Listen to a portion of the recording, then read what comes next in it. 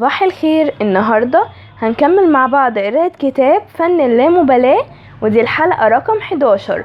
بس قبل ما نبدأ مع بعض قراية حابة أنوه إن احنا امبارح في حلقة رقم 10 ابتدينا في الفصل رقم 4 وابتدينا نقرأ فيه، فلازم تحضروا الحلقة 10 لو انتوا محضرتهاش قبل الحلقة بتاعة 11 دي علشان تكونوا فاهمين الفصل كويس جدا. وبالمناسبة هو بعنوان قيمة المعاناة. يلا بينا نكمل مع بعض قراية بدون كلام كتير. عنوان جانبي: بصلة إدراك الذات. إدراك الذات يشبه البصلة، إن له طبقات كثيرة، وكلما قشرت هذه الطبقات واحدة بعد أخرى كلما كان من المحتمل أن تذرف الدموع في أوقات غير مناسبة. فلنقل أن الطبقة الأولى من بصلة إدراك الذات هي فهم المرء الأولى البسيطة لمشاعره وانفعالاته. هنا أشعر بالسعادة، هذا يجعلني حزينا، هذا يمنحني أملا. ومما يؤسف له أن هنالك أشخاصا كثيرين يفشلون حتى على هذا المستوى الأول من إدراك الذات. أعرف هذا لأنني واحد منهم. في بعض الأحيان أتبادل مع زوجتي حوارا مضحكا يسير عن النحو التالي: هي ما بك؟ أنا لا شيء، لا شيء على الإطلاق. هي: لا، هنالك شيء ما، قل لي.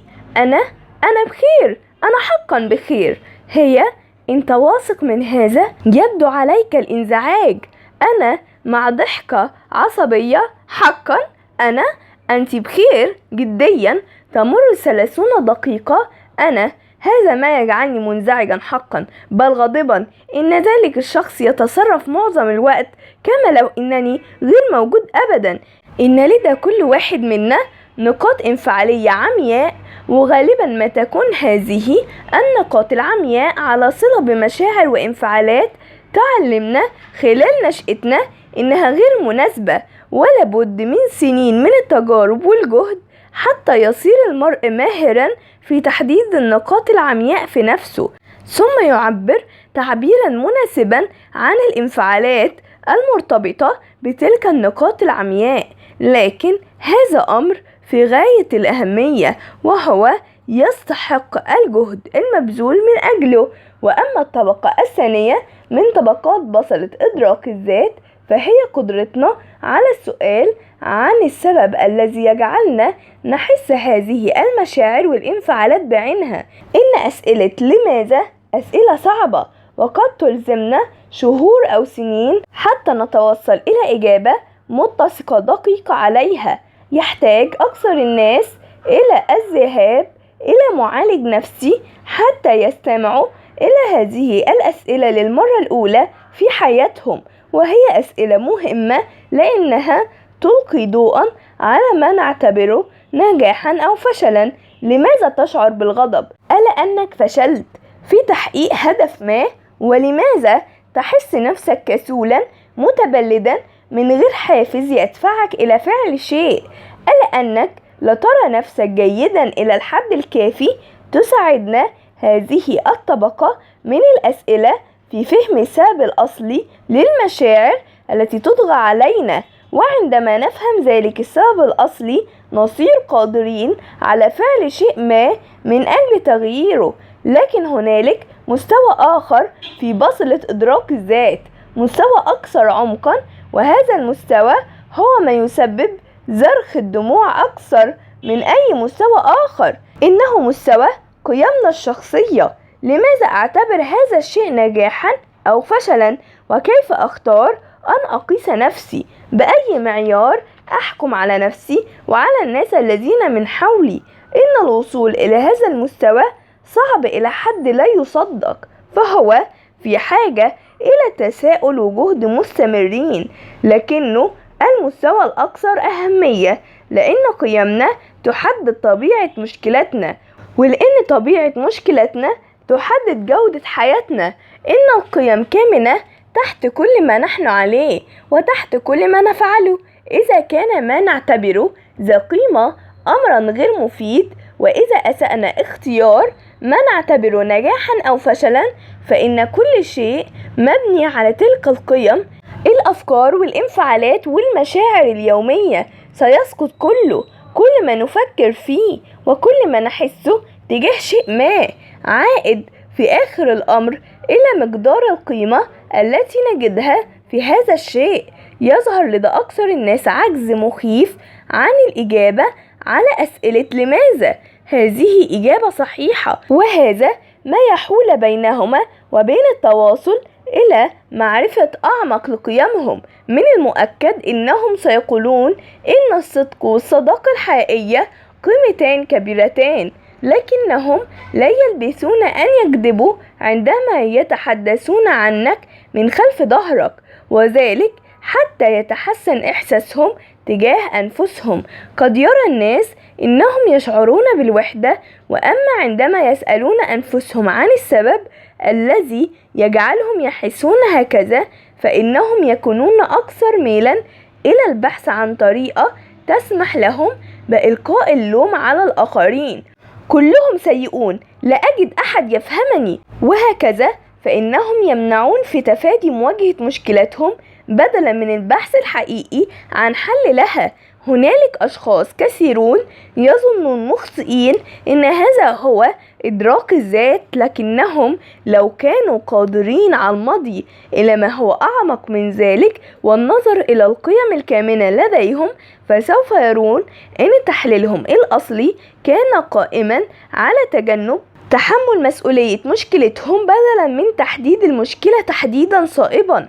كانوا سيرون إن القرارات التي اتخذوها استندت إلى محاولة البحث عن خلاص سريع بدلا من السعي إلى السعادة الحقيقية. وأيضا يتجاهل معظم مرشدي المساعدة الذاتية هذا المستوى الأكثر عمقا لوعي الذات، فهم يأخذون أشخاصا يشعرون بالتعاسة لأنهم يريدون أن يكونوا أثرياء، فيقدمون إليهم مختلف أنواع النصائح عن كيفية التوصل إلى جني مزيد من المال، لكنهم يتجاهلون طيلة الوقت الأسئلة الهامة المستندة إلى القيم. لماذا يشعرون بهذه الحاجة إلى الثراء أصلا؟ وكيف يقيسون النجاح أو الفشل حين يتعلق الأمر بأنفسهم؟ أما من قيمة بعينها يمكن التوصل إلى إنها السبب الأصلي لقلة سعادتهم، وليس حقيقة إنها لم يستطيعوا شراء سيارة فاخرة حتى الآن. إن القدر الأكبر من النصائح في هذه الحالة ينطلق من العمل على المستوى الضحل، أي الاكتفاء بمحاولة جعل إحساس الناس تجاه أنفسهم طيبا على المدى القصير، في حين تبقى المشكلات الحقيقية بعيدة المدى من غير حل على الإطلاق. قد تتغير أحاسيس الناس وأفكارهم، لكن القيم العميقة والمعايير التي يمكن أن يجرى تقدير هذه القيم بها تظل هي نفسها. هذا ليس تقدما حقيقيا، إنه طريقة أخرى فحسب للحصول على حلول سريعة سهلة. إن الاستجواب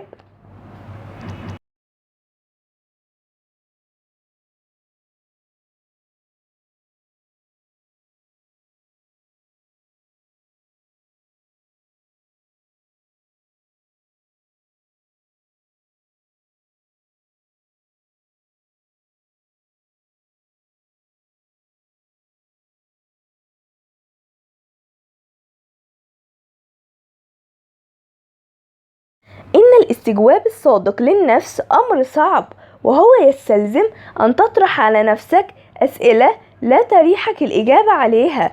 وبحسب تجربتي فإن احتمال أن تكون تلك الإجابات حقيقية صادقة ويزداد كلما كانت الأسئلة غير مريحة لأصحابها. توقف لحظة وفكر في شيء يزعجك حقا، والآن اسأل نفسك عن السبب الذي يجعل هذا الشيء مزعجا.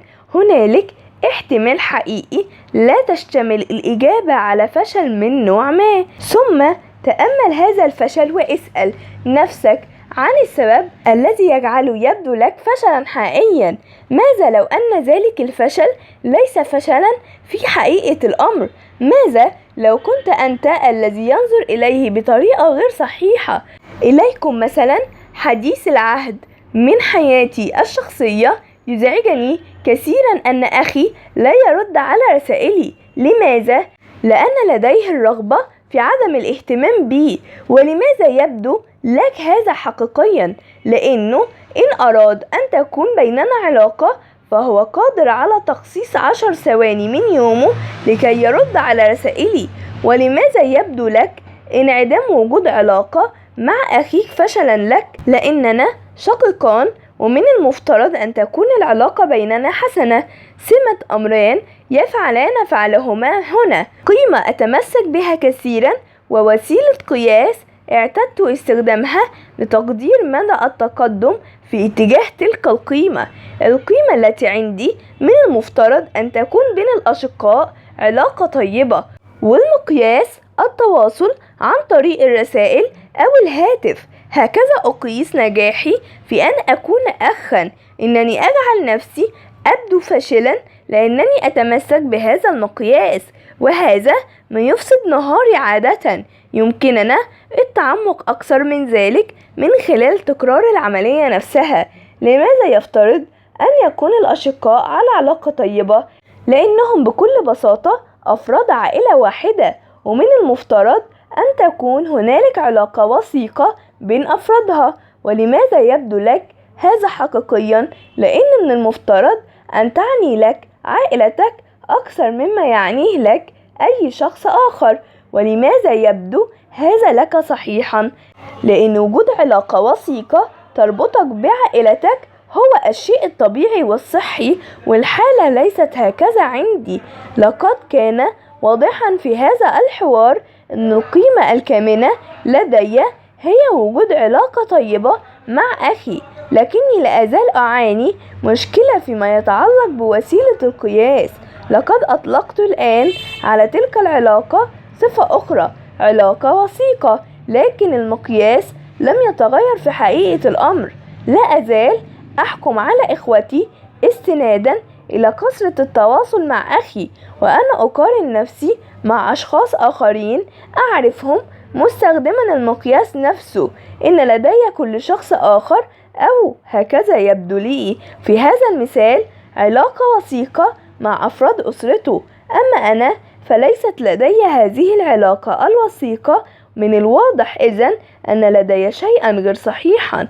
لكن ماذا لو كنت أطبق مقياسا خاطئا على نفسي وعلى حياتي؟ ما الشيء الذي يمكن أن يكون صحيحا لكني لا أخذه بعين الاعتبار؟ حسنا، قد لا أكون محتاجا إلى علاقة وثيقة تربطني بأخي حتى تكون لدي علاقة جيدة لها قيمة حقا. ولعل الاحترام المتبادل بيني وبين أخي هو كل ما يلزم. الاحترام موجود حقا، أو لعل علي البحث عن الثقة المتبادلة بيننا وهي موجودة أيضا. ربما تكون هذه مقاييس أفضل لتقدير الإخوة بدلا من استخدام عدد الرسائل التي نتبادلها لقياس العلاقة بيننا. من الواضح أن هذا منطقي وهو يبدو لي صحيحا، لكن حقيقة أنني أنا وأخي لسنا قريبين لا تزال مؤلمة لي. لا توجد طريقة إيجابية لتدوير هذا الأمر، ولا وجود لطريقة سرية تجعل هذه المعرفة تشعرني بأنني صرت شخصا أفضل. في بعض الأحيان لا تكون بين الإخوة، حتى إن كان كل منهم يحب الآخر حقا، علاقات وثيقة، وهذه ليست كارثة. صحيح إنها شيء يصعب قبوله أول الأمر، لكنك تستطيع قبوله إنما هو حقيقي من الناحية الموضوعية فيما يتعلق بوضعك أقل أهمية من كيفية نظرتك إلى ذلك الوضع، ومن الكيفية التي تختارها لقياس وتقييمها. قد تكون المشكلات أمرا محتوما، لكن معنى كل مشكلة ليس أبدا بالشيء المحتوم الذي لا يتغير أبدا. يمكننا التوصل إلى التحكم بما تعنيه مشكلتنا لنا بالاستناد إلى كيفية اختيارنا التفكير بتلك المشكلات، وكذلك المعيار الذي نختاره لقياسها. وبس كده، دي كانت حلقة النهاردة. لو عجبتكم الحلقة دوسوا لايك واشتركوا في القناة لو مش مشتركين، وشاركوني في قسم التعليقات عجبتكم الحلقة ولا لأ؟ وكمان حضرتوا الفيديو لغاية اللحظة الكام؟ معلش انا عارفة ان هي الحلقة صغيرة بس بجد غصب عني. كان معكم مونيكا حسين من قناة اقرأ مع مونيكا. اشوفكم الفيديو الجاي. سلام.